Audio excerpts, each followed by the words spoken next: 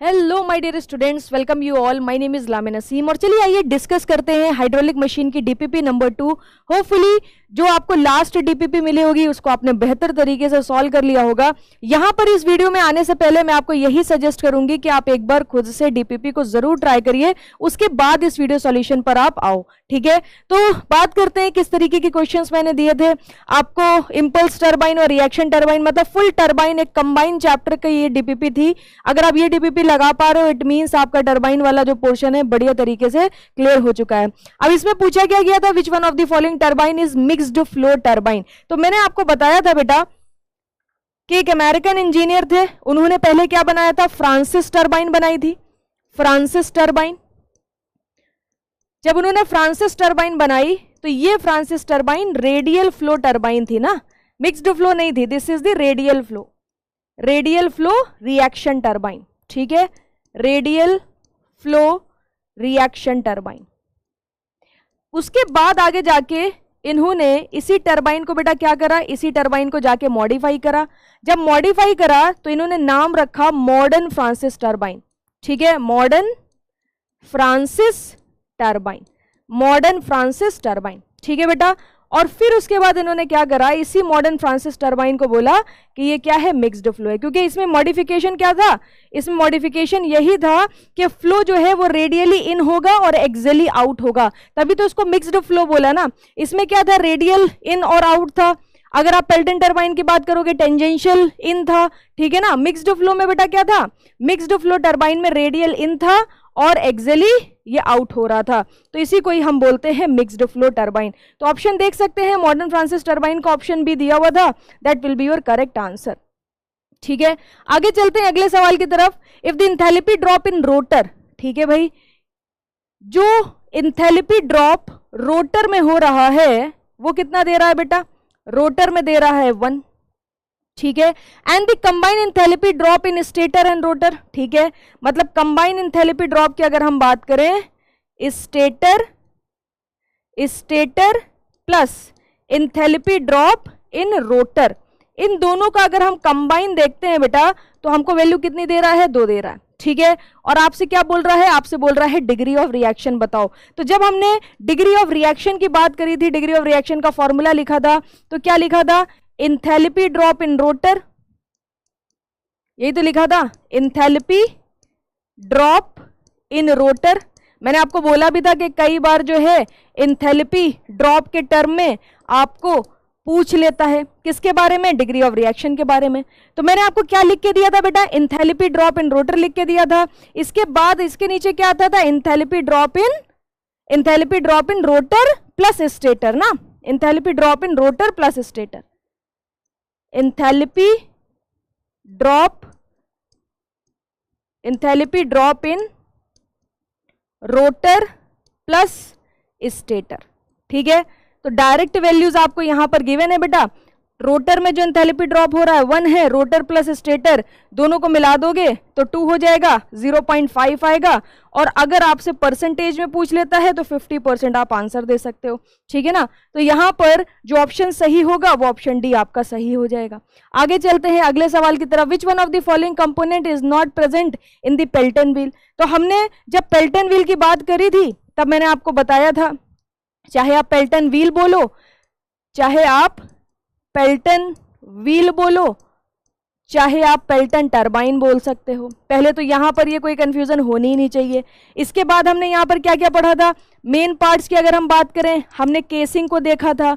फिर उसके बाद हमने क्या देखा था, नोजल को देखा था, नोजल विद स्पीयर अरेंजमेंट, एक स्पीयर भी लगा हुआ था। ठीक है ना, स्पीयर अरेंजमेंट के साथ फ्लो रेगुलेटिंग अरेंजमेंट भी इसको बोल सकते हैं। स्पीयर अरेंजमेंट को आप थोड़ा इजी लैंग्वेज में लिखोगे तो flow regulating arrangement.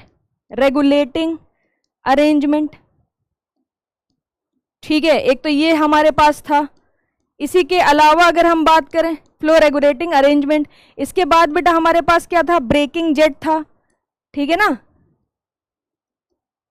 Breaking jet था, जो हमारी जो रनर उसके ऊपर लगा हुआ है, जब वो रोटेट कर रहा है उसको अगर आप रोकना चाहते हो तो ब्रेकिंग जेट की हेल्प से आप रोक सकते हो। इसमें पेनस्टॉक भी था, पेनस्टॉक भी था, इसमें रनर भी था। अगर मैं रनर की बात करूं, रनर विद बकेट्स, ठीक है ना, रनर के ऊपर क्या लगा हुआ था, बकेट्स लगा था, रनर विद बकेट्स था। तो ये सारे के सारे पार्ट्स थे, बट ड्राफ्ट ट्यूब नहीं थी। क्यों? क्योंकि ड्राफ्ट ट्यूब का काम तो तब आता है ना जब वहां पर कैविटेशन के चांसेस हो। मैंने आपको बताया था कि जो पेल्टन व्हील है ये एटमॉस्फेरिक प्रेशर पर वर्क करती है। इनलेट पर अगर आप देखोगे तो सिर्फ और सिर्फ आपको काइनेटिक एनर्जी देखने को मिलेगी। अगर कोई प्रेशर का वेरिएशन नहीं है, पूरा का पूरा परफॉर्मेंस एटमॉस्फेरिक प्रेशर पर चल रहा है, तो कोई भी कैविटेशन के चांसेस होंगे नहीं, तो कोई ड्राफ्ट ट्यूब की जरूरत भी नहीं पड़ेगी। तो ये एक टर्म ऐसा है, ये एक पार्ट कंपोनेंट हम कह सकते हैं ऐसा है जो पेल्टन टरबाइन में प्रेजेंट नहीं होता है। किसमें प्रेजेंट होता है? रिएक्शन टरबाइंस में। ये किसका पार्ट है? ये रिएक्शन टरबाइन का पार्ट है, ठीक है ना। तो बहुत आसानी से आप सारे क्वेश्चन कर सकते हो, बस थोड़ी सी बेसिक अंडरस्टैंडिंग की जरूरत है। अगर आपने क्लासेस में ध्यान से मुझे सुना होगा तो आप सारे क्वेश्चन कर पाओगे। A Pelton wheel having wheel diameter and jet diameter, find out the jet ratio. तो पहले मैं व्हील का डायामीटर लिख देती हूं, 1.5 दे रहा है। जेट का डायमीटर कितना दे रहा है? 0.15 मीटर एंड मीटर, ठीक है। फिर हमने यहां पर डिस्कस करा था जेट रेशियो के बारे में। जेट रेशियो को बेटा हम किससे रिप्रेजेंट करते हैं? जेट रेशियो को हम m से रिप्रेजेंट करते हैं। फॉर्मूला क्या होता है जेट रेशियो का? Wheel diameter divided by the jet diameter. अब यहीं पर हम इसको सॉल्व कर सकते हैं। व्हील डायामीटर बेटा कितना दे रहा है? 1.5 दे रहा है, और ये दे रहा है 0.15। जब आप इसे सॉल्व करोगे तो सीधा सीधा मुझे दिख रहा है 10 आपको आंसर मिल जाएगा। आप देख सकते हो option B will be your correct answer. तो ये जो फॉर्मूला है जेट रेशियो का, इससे भी कई बार छोटा सा 1 मार्क का क्वेश्चन पूछ लेता है। आगे चलते हैं। पेल्टन व्हील टरबाइन है, इतना पावर जो है यूज करती है। Pelton wheel turbine use 98.1 kilowatt water power. तो वाटर पावर का मतलब क्या है? हाइड्रोलिक पावर आपको गिवन है, ठीक है ना। अगर मैं गिवन डेटा की बात करूं तो हाइड्रोलिक पावर यहां पर गिवन है 98.1 किलोवाट, ठीक है। And having the overall efficiency 0.7। Overall efficiency के बारे में भी आपको बताया था, कितना दे रहा है? 0.7 दे रहा है। इसके बाद पूछ क्या रहा है? Find out the power developed by the Pelton wheel. तो फाइनल पावर हमें क्या मिल रही थी? शाफ्ट पावर, जो पेल्टन व्हील हमारी डेवलप कर रही थी। क्या रनर पावर फाइनल पावर होगी? नहीं मैम, नहीं हो सकती। क्यों? क्योंकि मैम रनर से शाफ्ट में पावर ट्रांसफर होगी तो कुछ मैकेनिकल लॉसेस भी होंगे, तो रनर पावर हमारा फाइनल आउटपुट नहीं हो सकता। तो हमसे डायरेक्टली पूछा क्या गया है? हमसे डायरेक्टली पूछा गया है शाफ्ट पावर के दर्शन दो, ठीक है। अब बात कर लेते हैं भाई, क्या पढ़ा था, कैसे करेंगे। बात किसकी चल रही है? ओवरऑल एफिशिएंसी की बात चल रही है। किसकी बात चल रही है? ओवरऑल एफिशिएंसी की बात चल रही है, ठीक है। ओवरऑल एफिशिएंसी क्या है? Output upon input. Final output क्या है? शाफ्ट पावर है। इनपुट क्या था? हाइड्रोलिक पावर थी, ठीक है। तो ये बेटा 0.7 दिया है, ये शाफ्ट पावर पी हमें निकालना है। और ये कितना दिया हुआ है? ये दिया हुआ है 98.1 किलोवाट। तो पी की वैल्यू कितनी आ जाएगी? 7 1 7, 8 7 56, कैरी 5 हो गया, 9 7 63 और 5 कितना हो जाएगा? 68 हो जाएगा। एक जीरो और एक जीरो, तो 68.67 किलोवाट हमारा यहाँ पर पूरा कैलकुलेशन हमें देखने को मिल रहा है। 68.67 अगर हम ऑब्जर्व करते हैं बेटा तो ऑप्शन डी पर सीधा पहुंच जाएंगे, ठीक है। तो एक ये हमारे पास हो गया। आगे चलते हैं। A Pelton wheel operating with a single nozzle having specific speed of 20। मतलब क्या है? पहली कंडीशन आपको दे रहा है, बोल रहा है अगर नंबर ऑफ नोजल, एन क्या है? नंबर ऑफ नोजल, अगर वो 1 है तो स्पेसिफिक स्पीड हमें मिल रही है 20। अब आपसे बोल रहा है the specific speed of the turbine, what will be the specific speed of the turbine if the turbine is operating with 4 nozzle। Second condition बेटा क्या दे रहा है? सेकंड कंडीशन दे रहा है कि अगर नोजल की संख्या बढ़ा दी जाए तो स्पेसिफिक स्पीड कितनी हो जाएगी। देखो नोजल की संख्या बढ़ाओगे तो पावर क्या होगी? n टाइम्स हो जाएगी। मतलब अगर एक नोजल था तो एक पावर थी, 2 नोजल 2 पावर, n नोजल तो n पावर। तो आपको भी पता है कि ns जो है वो डायरेक्टली प्रोपोर्शनल होता है अंडर रूट पावर के, तो ये डायरेक्टली प्रोपोर्शनल हो जाएगा अंडर रूट n के, ठीक है। तो ये एक चीज बेटा आपको यहां पर ध्यान रखनी है। अब इसी से 2 कंडीशन बना लो, ns2 by ns1 is equal to the under root n2 by under root n1, ठीक है। अब देखो जी यहां पर ध्यान से समझियो, NH2 हमें निकालना है तो हम इसको ऐसे ही रख देंगे। NS1 कितना दे रहा है, 20 दे रहा है। N2 कितना है, √4 है। N1 कितना है, √1 है। तो 4 से 2 बाहर आ जाएगा, 20 इधर रखा है, तो आपको यहाँ पर 40 की स्पेसिफिक स्पीड देखने को मिल जाएगी। 40 की स्पेसिफिक स्पीड आपको यहां पर देखने को मिल जाएगी। Option C will be your correct answer. ठीक है, अब Pelton wheel develop 6000 kilowatt power develop कर रहा है। Pelton wheel under a head of 100 metre has a discharge of 8 metre cube per second, find the overall efficiency. तो ध्यान से समझिए, पेल्टन व्हील डेवलप कर रहा है, इतना पावर मिल रहा है, तो कौन सा पावर होगा, शाफ्ट पावर होगा। शाफ्ट पावर होगा, कितना दे रहा है, 6000 किस में दे रहा है, किलोवाट में दे रहा है। इसके अलावा क्या क्या दिया हुआ है, हेड दिया हुआ है 100 मीटर का। डिस्चार्ज कितना दिया हुआ है बेटा, डिस्चार्ज दिया हुआ है 8 metre cube per second. Density भी अगर लिखना चाहो तो होगा तो ये वाटर ही, तो 1000 किलोग्राम प्रति मीटर क्यूब आप यहां पर लिख सकते हो। ओवरऑल एफिशिएंसी आपसे पूछी गई है, हम जानते हैं कंडीशंस को। ओवरऑल एफिशिएंसी क्या होती है बेटा, ये होती है output shaft power input hydraulic power. Output shaft power, hydraulic power का फॉर्मूला क्या था, ρQg/H। ठीक है, अब यहीं से आप क्या कर सकते हो, इसे सॉल्व कर सकते हो। शाफ्ट पावर तो सीधा 6000 किलोवाट दी है बेटा। ठीक है, तो इसको क्या कर सकते हो, 6000 × 10⁻³ वाट कर सकते हो। रो कितना है, 10⁻³ है। क्यू कितना है, 8 है। जी कितना है, 10 है। एच कितना है, 100 है। ठीक है, अब देखो जरा, अगर आप यहां पर कट करोगे तो 3 3 कट हो जाएगा। ठीक है, इसके बाद देखो ये 3 0, ये और ये 3 0 आपस में कट जाएंगे, तो ओवरऑल एफिशिएंसी क्या आ जाएगी, 2 3 = 6, 2 4 = 8। तो ये 3/4 आ रहा है, पॉइंट लगाओ, 0 बड़ा 4 7 = 28, 4 5 = 20, 0.75 बेटा बोल लो, या आप 75% भी बोल सकते हो। तो ऑप्शन क्या सही हो जाएगा, option C will be your correct answer. तो आप देख सकते हो कि क्वेश्चन कोई बहुत ज्यादा टफ नहीं है, इजी क्वेश्चंस आपसे पूछे जाते हैं। मगर हाँ, अगर आपने क्लास को अच्छे से नहीं करा होगा तो डेफिनेटली कहीं ना कहीं आप प्रॉब्लम फेस करने वाले हो। ठीक है, नेक्स्ट क्वेश्चन की तरफ चलते हैं। A Pelton wheel turbine works under a head of 20 metre. ठीक है, यहां पर मैं गिवन डेटा लिखती हूं, हेड दे रहा है 20 मीटर। स्पीड रेशियो दे रहा है, स्पीड रेशियो को हमने किससे रिप्रेजेंट कर दिया था, KU से। कितना दे रहा है, 0.45। ठीक है, इसी के साथ व्हाट इज दी पेरिफेरल और बकेट स्पीड, मतलब U की वैल्यू आपसे पूछ रहा है। ठीक है भाई, बहुत ही आसान सा सवाल है बेटा। देखो कैसे करेंगे, पहले हम अपना डब्बा बना लेते हैं और बात करते हैं स्पीड रेशियो की। स्पीड रेशियो का बेटा हमने फॉर्मूला क्या बनाया था, हमने फॉर्मूला बनाया था KU = U/√2GH। ठीक है, U हमें निकालना है। KU बेटा कितना दे रहा है, KU दे रहा है 0.45। ठीक है, इसी के साथ हाइड्रोलिक नहीं, नेट हेड कितना दिया है, 20 दिया है, तो ये हो जाएगा 2। G की वैल्यू मैं 10 ले लेती हूँ इजी कैलकुलेशन के लिए, 20, तो ये 20 बाहर आ जाएगा, 45 दूनी 90 हो गया। ठीक है, और एक 0 लग जाएगा, तो 9 मीटर प्रति सेकेंड आपको आंसर देखने को मिल जाएगा। बहुत ही बेसिक कैलकुलेशन है, करके देखिएगा, आप आसानी से आंसर निकाल पाओगे। Option D will be your correct answer. ठीक है, आगे चलते हैं। The degree of reaction is 0। कौन सी टरबाइन के लिए डिग्री ऑफ रिएक्शन 0 होगा, बताया था। ठीक है, डिग्री ऑफ रिएक्शन अगर हम देखें तो फॉर्मूला था प्रेशर एनर्जी चेंज। अगर प्रेशर के टर्म में बात करें, प्रेशर एनर्जी चेंज।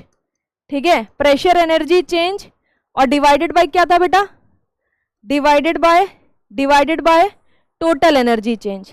ठीक है, divided by total energy change. देखो टोटल एनर्जी चेंज, अब आप खुद सोचो, इंपल्स टरबाइन में क्या कोई प्रेशर का चेंज हो रहा था, नहीं हो रहा था मैम, प्रेशर का कोई चेंज नहीं था, पूरा का पूरा खेला एटमॉस्फेरिक प्रेशर पर चल रहा था। तो अगर मैं इंपल्स टरबाइन की बात करूं, इंपल्स टरबाइन एग्जाम्पल क्या है इसका, पेल्टन टरबाइन है, इसमें ओनली काइनेटिक एनर्जी होती है, इनलेट पर सिर्फ और सिर्फ काइनेटिक एनर्जी होती है, no pressure change, no pressure change, कोई भी प्रेशर चेंज आपको यहां पर देखने को नहीं मिलेगा। और अगर कोई प्रेशर का चेंज हो नहीं रहा है तो कोई प्रेशर एनर्जी का चेंज भी नहीं होगा, उस केस में डिग्री ऑफ रिएक्शन आपको 0 देखने को मिल जाता है। ठीक है, तो यहां पर ऑप्शन सी आसानी से सही हो जाएगा। आगे चलते हैं। इन अ 2 jet Pelton wheel working at full load, each nozzle gives a 10 centimeter diameter of the jet. If the load is suddenly reduced to 49%, then the altered diameter आपको यहां पर बताना है। देखो, लोड का किससे रिलेशन है? पावर से रिलेशन है। फुल लोड का मतलब क्या होता है कि जो पावर प्लांट है, जो हाइड्रो इलेक्ट्रिक पावर प्लांट है, वो पूरा फुल रन कर रहा है, मतलब मैक्सिमम पावर को डेवलप कर रहा है। ठीक है ना, इस समय वो पूरी फुल रिक्वायरमेंट को फुलफिल कर रहा है। तो इसी तरीके से आप अगर देखोगे तो फुल लोड का मतलब क्या है? एट फुल लोड मान लो पावर हमें P मिल रही है, ये पावर हमने कब मानी है? जब लोड हमारा फुल हो। अब जब लोड रिड्यूस होगा 49% तो पावर भी रिड्यूस हो जाएगी। 49% मिल गया ना, रिड्यूस टू 49% मतलब 51% यहां पर क्या हुआ है? लॉस हुआ है। मतलब लोड रिड्यूस हो गया है तो पावर भी रिड्यूस हो गई है, सिर्फ 49% बचा है, मतलब 0.49 टाइम्स ऑफ P बचा होगा। जब लोड कितना रिड्यूस हो गया? Load reduce to 49%। जब लोड 49% रिड्यूस हो गया तो पावर इतनी मिल गई। अब देखो बेटा, यहां पर अल्टर डायमीटर जेट का हमें बताना है। पहला डायमीटर हमें दिया है तो हमें देखना पड़ेगा कि पावर और डायमीटर में आखिरकार रिलेशनशिप क्या है। और ये जो डायमीटर है that is the diameter of the jet. तो आप देखो जरा, रो क्यू जी इंटू एच होता है, ये हो जाएगा रो क्यू की जगह रख दो AV G into H. Area में D स्क्वायर छुपा होगा, π/4 D स्क्वायर। तो आप देख सकते हो पावर और डायमीटर का जो रिलेशन है वो ये दिया हुआ है। ठीक है, पावर और डायमीटर का जो रिलेशन है वो आपका ये दिया हुआ है। अब ध्यान से समझियो, यहां पर 2 कंडीशन है। हम बनाएंगे P2 by P1 is equal to the D2 square by D1 square. ठीक है, P2 क्या है? 0.49 टाइम्स ऑफ P। P1 क्या है? P है। D2 हमें बेटा निकालना है यहां पर, और D1 क्या है? 10 का स्क्वायर है। तो आप देख सकते हो ये P से P कट जाएगा, 10 स्क्वायर इससे जाके मल्टीप्लाई हो जाएगा, तो ये हो जाएगा 49। रूट से बाहर क्या आएगा? 7 मीटर आ जाएगा। रूट से बेटा बाहर क्या आएगा? 7 मीटर अंडर रूट से बाहर आ जाएगा। तो पहले नहीं, मीटर में नहीं आएगा, सेंटीमीटर में आएगा, क्योंकि आपने पहला वाला डायमीटर भी सेंटीमीटर में रखा है। So you will get 7 centimetre answer. अगर पहला वाला डायमीटर मीटर में होता तो हमें मीटर में आंसर मिलता, पहला वाला डायमीटर mm में होता तो हमें mm में आंसर मिल जाता। अब बात कर रहा है the dimension of the specific speed of the turbine, तो लिखाया है, डायरेक्ट आंसर करके आगे बढ़ सकते हो। ठीक है, maximum efficiency in the case of the Pelton wheel, मैंने आपको बताया था, एक फॉर्मूला बनवाया था एफिशिएंसी का। कौन सी efficiency? Hydraulic efficiency. 2 times of U/V1, फिर ब्रैकेट में था 1 माइनस U/V1, और फिर ब्रैकेट में था 1 प्लस K cos बीटा 2। यही तो फॉर्मूला था। अब देखो, हमने सीखा था कि U/V1 की वैल्यू कितनी हो जाए? 0.5 हो जाएगी जब हमें मैक्सिमम एफिशिएंसी चाहिए होगी। डिफरेंशिएट करके ये वैल्यू निकाली थी। पुट कर दो बेटा, ये हो जाएगा 0.5, 2 रखा हुआ है 2 रख दो, 1 माइनस 0.5 को 1/2 लिख देते हैं, 1 प्लस K cos बीटा लिख दो। मान लेते हैं यहां पर कोई कांस्टेंट की वैल्यू तो दी नहीं है, लेट अस कंसीडर K की वैल्यू 1 है, तो ये तो 1 हो जाएगा। हाइड्रोलिक एफिशिएंसी मैक्सिमम वाली कितनी आ जाएगी? 1 plus cos beta 2 divided by 2 हो जाएगा। ये हमारा आंसर आ गया। ऑप्शन देखोगे तो ऑप्शन भी आपका मैच भी कर जाएगा। तो जो भी क्वेश्चन बनेंगे ना वो नोट से ही बनेंगे। आप एक बार नोट्स को अच्छे से याद कर लो तो आपको क्वेश्चन करने में दिक्कत नहीं होगी। अब बोल रहा है 2 पेल्टन व्हील है, एक व्हील ए है एक व्हील बी है, सेम स्पेसिफिक स्पीड है। जो भी इंपॉर्टेंट डेटा है हाईलाइट करो। Same specific speed are working under same head. Specific speed same है, हेड सेम है। ए प्रोड्यूस करता है इतने किलोवाट पावर इतने आरपीएम पर, इतने किलोवाट पावर बी प्रोड्यूस करेगा कितने आरपीएम पर, यह पूछा गया है। तो देखो बेटा, बहुत आसान सा सवाल है। सबसे पहले तो आपको स्पेसिफिक स्पीड का फॉर्मूला पता होना चाहिए। NS is equal to the N under root P H की पावर 5/4। ठीक है, A और B, A और एंड B, ठीक है, दोनों की स्पेसिफिक स्पीड और हेड सेम है, तो हमको समझ आ रहा है n under root P A का बराबर होगा n under root P B का, ठीक है ना। इसको इधर भेज दो और ये दोनों का प्रोडक्ट भी फिर क्या होगा, सेम ही होगा ए बी का। तो ए का n under root P, B के n अंडर रूट पी के बराबर होगा। ए की कंडीशन क्या है, 1000 आरपीएम पर कितनी पावर, 400 किलोवाट। अब आपसे पूछ रहा है कि 100 आरपीएम पर, नहीं, अब आपसे पूछ रहा है कितना आरपीएम मिलेगा अगर पावर 100 किलोवाट हो, ठीक है। तो n की वैल्यू कितनी हो जाएगी, देखो बेटा, यहां से 10 बाहर आएगा, एक काट देगा, 20 यहां से बाहर आएगा, तो आपको 2000 आरपीएम आंसर देखने को मिलेगा। कैलकुलेट कर लो बेटा, आपको 2000 आरपीएम आंसर देखने को मिल जाएगा, ठीक है। आगे चलते हैं। अब इसको देखो जरा, एक सिमेट्रिकल ब्लेड दी है, कितना फोर्स एक्सपीरियंस कर रही है। अगर ये आपको विजिबल ना हो, मैं थोड़ा सा हाईलाइट कर देती हूं। कितना दे रहा है, 100 न्यूटन, ठीक है, as shown in the figure. अब आपसे बोल रहा है the mass flow rate over the vane 5 kilogram प्रति सेकंड है, ठीक है। वेलोसिटी v 20 मीटर प्रति सेकंड है। आपसे पूछा क्या गया है, निकालना क्या है, यहां पर निकालना है आपको एंगल अल्फा, ठीक है। तो इस तरह के क्वेश्चन को कैसे करेंगे, ध्यान से देखो बेटा। अगर आपने इंपैक्ट ऑफ जेट अच्छे से सीखा है तो आप ये भी आसानी से कर पाओगे, ठीक है। देखो जरा ध्यान से, सबसे पहले तो मैं आपको एंगल की अंडरस्टैंडिंग देती हूं। एंगल की अंडरस्टैंडिंग लो, ठीक है। देखो ध्यान से, इधर से फ्लूइड एंट्री कर रहा है अल्फा एंगल पर और इधर से फ्लूइड एग्जिट कर रहा है सेम अल्फा एंगल पर। तो अल्फा पहले हम क्या करते हैं, एंगल दिखा देते हैं हॉरिजॉन्टल से। आप खुद सोचो बेटा, अगर ये हॉरिजॉन्टल से एंगल अल्फा है तो ये लाइन का हॉरिजॉन्टल से एंगल अल्फा होगा। ये एंगल अगर अल्फा क्वेश्चन में दिया है तो ये भी अल्फा होगा, और ये v वेलोसिटी है, ये भी v वेलोसिटी है, ठीक है। अब आप खुद सोच के देखो, अगर जेट इसके ऊपर 100 न्यूटन का फोर्स इधर लगा रहा है, तो ये जेट के ऊपर, मतलब जो प्लेट है, ये जो कर्व्ड प्लेट है, ये जेट के ऊपर कितना फोर्स लगाएगी, 100 न्यूटन का फोर्स लगाएगी। बिकॉज न्यूटन का तीसरा सिद्धांत बोलता है every action has an equal and opposite reaction.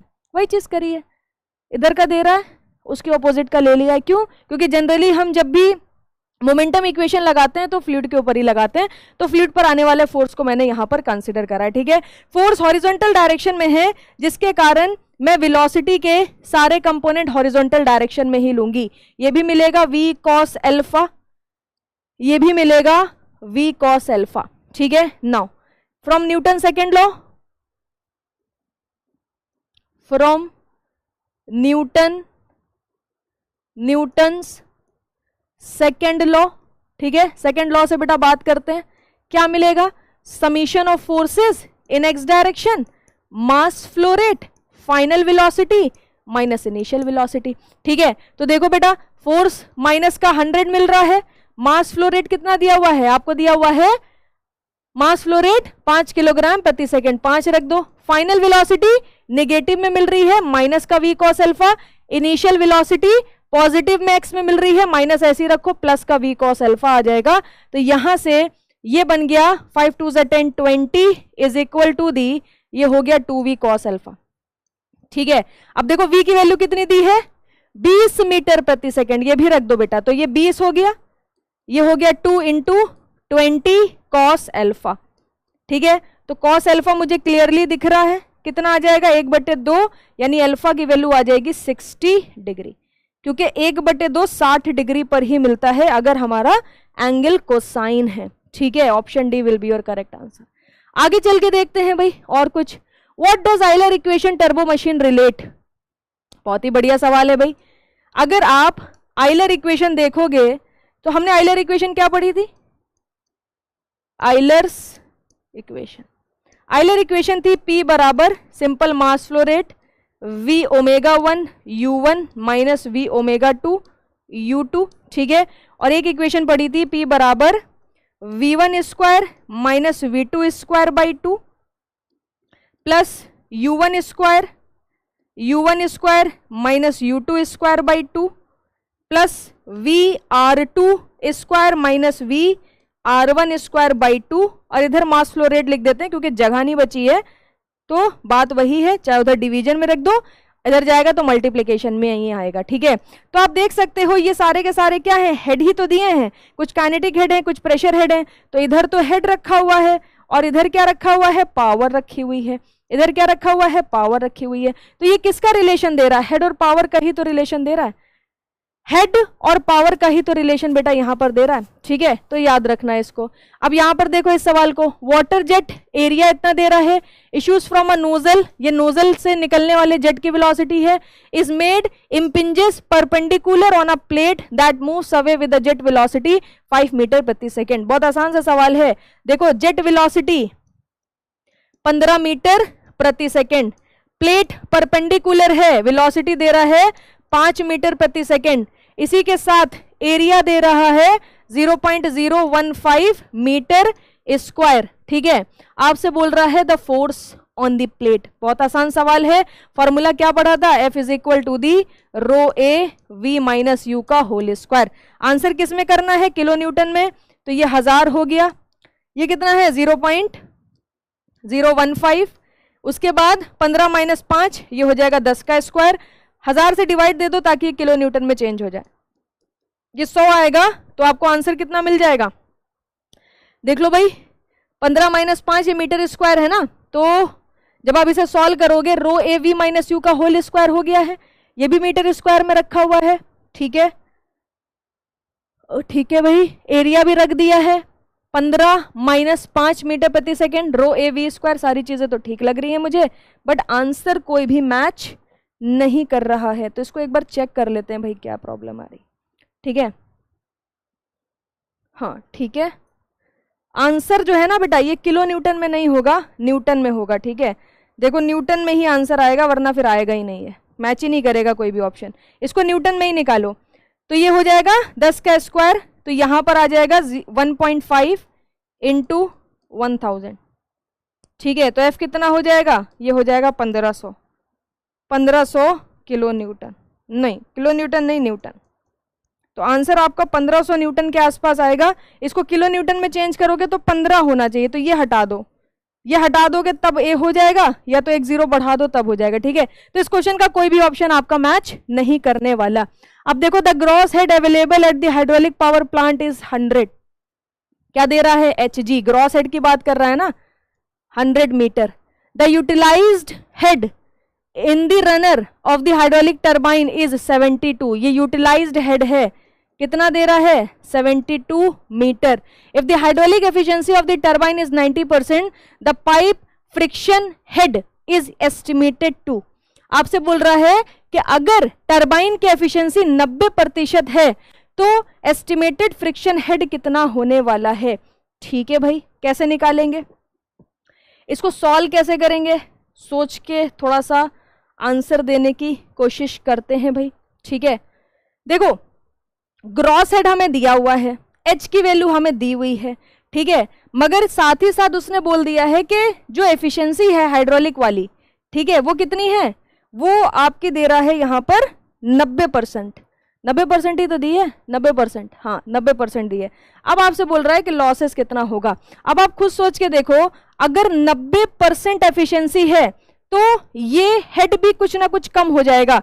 कैसे, देख लो भाई, हाइड्रोलिक एफिशिएंसी हो जाएगी आउटपुट अपॉन इनपुट ना, आउटपुट में जो हेड मिला वो और इनपुट में जो हेड मिला। देखो यहां पर जो एफिशिएंसी है ना वो हेड के टर्म में ही आपको कंसीडर करनी पड़ेगी। मतलब क्या है, हाइड्रोलिक एफिशिएंसी जनरली होती है runner power upon hydraulic power, यही तो होती है, runner power upon hydraulic power, ठीक है। तो रनर पर जो हमें मिल रही है, रनर पर जो हमें मिल रही है उससे रनर वाला मतलब हेड मिलेगा, और जो इनपुट पर मिल रही है उससे हमको नेट हेड यहां पर देखने को मिल जाएगा, ठीक है ना।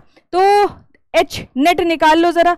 उसने बोला है कि रनर पर जो मिल रही है वो 72 है डिवाइडेड बाय 0.9। देखो जो नेट हेड होगा वो head available at the inlet होगा ना, वो नेट हेड है, मगर ये वाला जो हेड दे रहा है ये बोल रहा है the utilised head by the runner 72%, 72 sorry, तो ये नेट हेड नहीं है, ये यूटिलाइज्ड है। मतलब रनर पर जो पावर मिल रही है उसमें जो हेड इन्वॉल्व होगा वो ये एच है। हमें तो इनलेट पर नेट हेड देखना है, इनलेट पर ग्रॉस हेड हमें 100 दिया हुआ है, तो आपको समझ आ रहा होगा कि मैम रनर पर जाने के बाद तो हेड कम ही होगा, क्योंकि जैसे जैसे हम आगे बढ़ते जा रहे हैं हमारे पहले फ्रिक्शनल लॉसेज हुए, फिर रनर पर लॉसेज हुए, फिर आगे जाके मैकेनिकल लॉसेज हुए, तो हेड तो लगातार घट ही रहा है क्योंकि एनर्जी घट रही है, ठीक है ना। तो यहां पर हमें नेट हेड पहले निकालना पड़ेगा। तो देखो पॉइंट हटाएंगे, 0 बढ़ाएंगे, 8 9 से 72 होता है 80 हो जाएगा। अब फॉर्मूला होता है Hg, ये नेट हेड हो गया माइनस फ्रिक्शनल लॉसेस। तो फ्रिक्शनल लॉसेस कितने हो जाएंगे, 100 माइनस 80, तो यहां पर आंसर आपको मिल जाएगा 20, ठीक है। तो आंसर कितना होगा बेटा, 20 हो जाएगा, ठीक है। आगे चलते हैं। Euler equation for water is derived on the basis of conservation of mass, rate of change of linear momentum, rate of change of angular momentum. किस पर बेस्ड है, तो आपको भी पता है rate of change of angular momentum पर based है, ठीक है। Which one of the following sketch represent, देखो भाई यही कप शेप आपको दिख रहा होगा बकेट टाइप का, तो इम्पल्स टरबाइन में आपका यही हो जाएगा। Euler equation of turbine giving energy transfer per unit mass E naught, UV represent peripheral velocity, whirl velocity, relative velocity, absolute velocity। आपसे पूछ रहा है इनमें से कौन सा फॉर्मूला एकदम सही होने वाला है, और ये जो वैल्यू दी है पर यूनिट मास दी है। तो हमारा फॉर्मूला क्या है, हमारा फॉर्मूला है P is equal to the m dot V omega 1 U1 V omega 2 U2। बहुत ही सिंपल है। अब ये बोल रहा है कि P बाई एम जो है वो E नॉट है, तो ये हो जाएगा U1 V omega 1 minus U2 V omega 2, ठीक है। तो ऑप्शन ए ही यहाँ पर आपका सीधा सीधा मैच कर जाएगा। होपफुली सारे के सारे क्वेश्चन आपने बढ़िया तरीके से पहले खुद से सॉल्व कर लिए होंगे और ये सॉल्यूशन भी आपको समझ आ गया होगा। मैं मिलूंगी आपसे नेक्स्ट डीपीपी में। Till then goodbye, take care.